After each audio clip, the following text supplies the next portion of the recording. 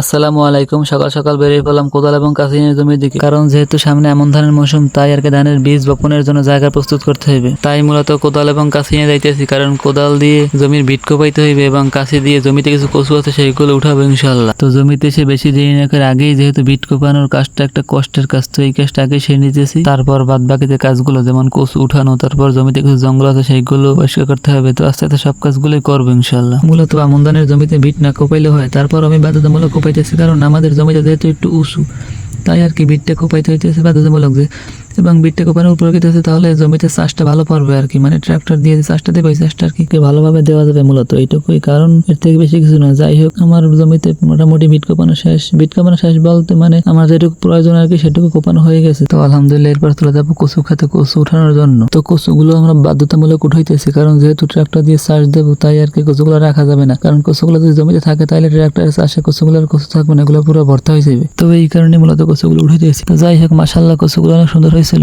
অর্থাৎ কচুগুলোর ফলন খুবই ভালো হয়েছে মাশাআল্লাহ। এবং কিছু কিছু কচুর গোড়ায় আবার কচুর লতি এসেছে, যেটাকে আমরা গ্রামের ভাষায় কচুর বই বলে থাকি। তো এই কচুর লতিগুলো দেখার পর আমরা কচুগুলো উঠে ফেলাইতেছি, কারণ এগুলো যেহেতু আর জমিতে রাখার কোনো অপশন নাই, তাই মূলত কচুগুলো উঠেই ফেলাইতেছি। এবং এগুলো আমরা উঠে ফেলাই দেবো না আর কি, এগুলো রাইখে দেবো। তারপর জমি চাষ দেওয়ার পর কচুগুলো প্রসেস করে আবার লাগাই দেওয়ার চেষ্টা করবো ইনশাল্লাহ। তো আলহামদুলিল্লাহ, কচু উঠানো মোটামুটি শেষ। তারপর হচ্ছে গিয়ে আমরা চলে যাব জমির এই পূর্ব পাশে, কারণ এখানে কিছু জঙ্গল আছে, অর্থাৎ কিছু লতা পাতা আছে, যেগুলো না উঠালেই নয়। কারণ এগুলো যদি না উঠাই দিই, তারপর এগুলো বারবার ট্রাক্টরের লাঙ্গলে বাঁচবে, অর্থাৎ এই লতা পাতাগুলো বারবার ট্রাক্টরের লাঙ্গলে পেছে করবে। তাই আর কি এগুলো উঠিয়ে পরিষ্কার করে ফেলাইতে হবে। তো আজকের কাজ এখানে শেষ। সবাই আমার জন্য দোয়া করবেন, আমার কৃষির জন্য দোয়া করবেন, যেন আল্লাহ আমার কৃষিতে বরকত দান করেন।